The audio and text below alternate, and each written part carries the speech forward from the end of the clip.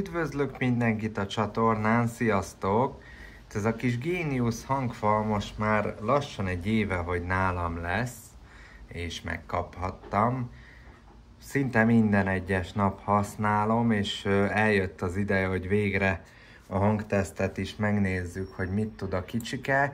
Alapvetően én egyébként zenehallgatásra, filmnézésre és játékokhoz használom. Nekem sajnos a fülesekkel az a problémám, hogy baromira beleizzad a fülem, és a párna nagyon hamar elhasználódik, úgyhogy ezért használok hangfalat.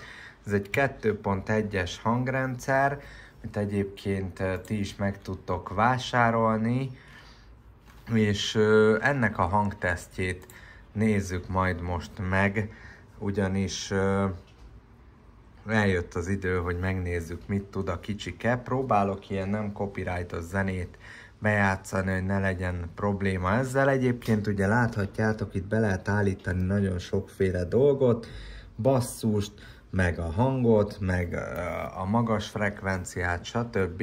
Egyébként nagyon jól szól, de nézzük meg a gyakorlatban, hogy ez mit is jelent.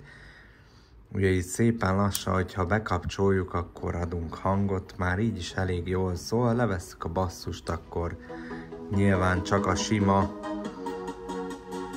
hangját hallhatjuk. És ha föltekerjük, akkor azért ott megjelenik a basszus.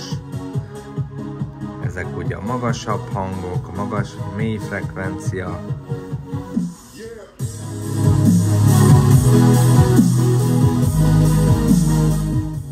És hát igen, tud bömbölni, tehát lehet vele egy saját házi fesztivált csinálni, hogyha valaki szeretne. Egyébként ilyen 20 000 forint alatt van az ára, úgyhogy baromira ajánlom annak, aki szeretne jó minőségben zenét hallgatni. Nem torzít annyira, bár azért nyilván a magasabb frekvenciáknál, meg magasabb hangerőn már azért bánthatja a fület, de hogyha valaki erre vágyik, vagy ezt szeretné, akkor bizony meg tudja szólaltatni. Szépen rezegteti az asztalt, a mély nyomó, két hangfal pedig sztereó hangzást biztosít, úgyhogy ilyen szempontból ez szerintem egy nagyon jó kis hangfal. Levesszük a basszust, akkor csak egy egyszerű kis doboz hangja van, de basszussal azért már oda tud csapni. Ha tetszett ez a videó, akkor dobjál rá, légy szíves, egy lájkot.